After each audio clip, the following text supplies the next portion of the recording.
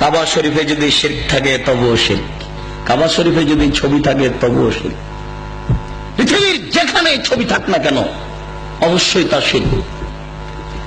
যেখানেই থাক না কেন, কাবা শরীফের ছবি মূর্তি ছিল, অনেক মূর্তি ছিল সেখানে।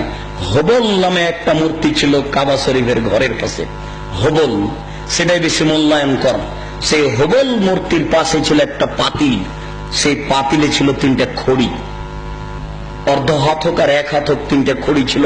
একটা খড়ির গায়ে লেখা ছিল ইফাল, করো, আর একটা খড়ির গায়ে লেখা ছিল লা তাফাল, করো না, আর একটা খড়ির গায়ে লেখা ছিল মুহমাল, কিছুই না। তারা ছেলে মেয়ের বিবাহ দিলে বা কোনো সফর করতে চাইলে বা কোনো পদক্ষেপ কাজের গ্রহণ করতে চাইলে ওই পাতিলের ভিতরে হাত ঢুকিয়ে খড়ি বের করত। যদি ওই খড়ি বের হয়েছে যাতে লেখা আছে ইফাল, করো, তার মানে হবল মূর্তি বলে দিল এ আল্লাহ, নকল আল্লাহ, নাউজুবিল্লাহ বলে দিল যে তোমরা কাজ করো। আল্লাহ বলে দিল করতে, এখন তারা করবে, নাউজুবিল্লাহ। যদি ওই খড়ি বের হয় যাতে লেখা আছে লা তাফাল, করো না, এখন ওদের নকল আল্লাহ বলে দিল যে এই কাজ করতে হবে না, মেয়ের বিবাহ দিতে হবে না, তারা করবে না।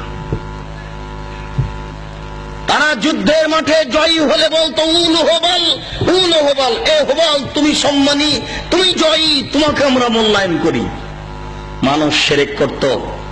মহান আল্লাহ বলেন জাল হক এসেছে সত্য, ওয়াজাহাকাল বাতিল চলে গেছে মিথ্যা, ইন্নাল বাতিলা নিশ্চয় মিথ্যা, কানা যাহুকা চিরদিন মিথ্যা।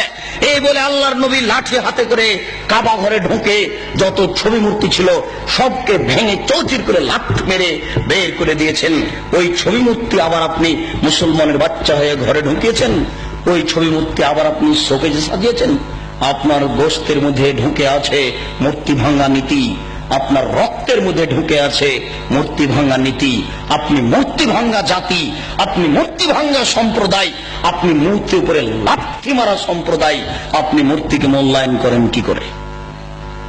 মূর্তিকে আপনি মূল্যায়ন করতে পারেন না।